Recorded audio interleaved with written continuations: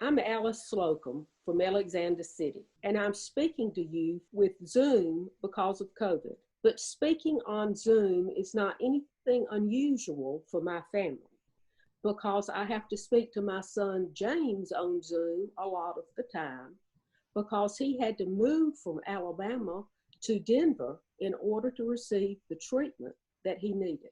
James has ankylosing spondylitis, which is a congenital back condition that causes extreme pain and for which there is no conventional cure or medical treatment. When he graduated from Georgia Tech and became a CPA, his condition worsened greatly. He was in so much pain that it necessitated him lying flat of his back in his office to work in order to receive some small amount of relief.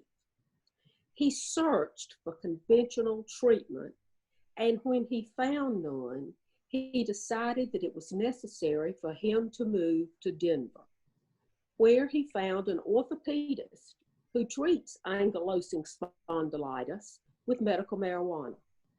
This treatment gave James his life back. He can now work 10 hours a day at his desk as CEO of his own firm. He can play golf. He can shovel his own snow. In other words, he lives a full, active, normal life because of medical marijuana, for which I am very thankful.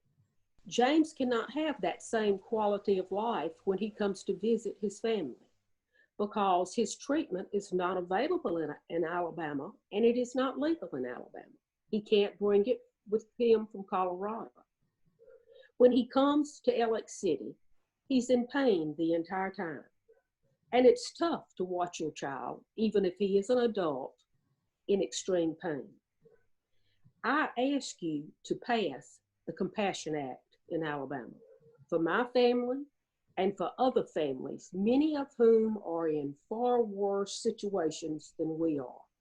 Many who are in dire situations, who need medical marijuana in order to sustain life and to live an active, better life.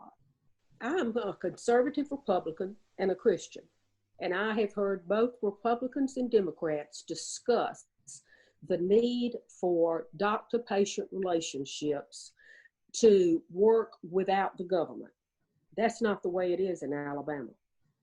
I'm asking the state legislature to get out of the relationship with my son and his doctor so that he can come home to visit and not be in pain.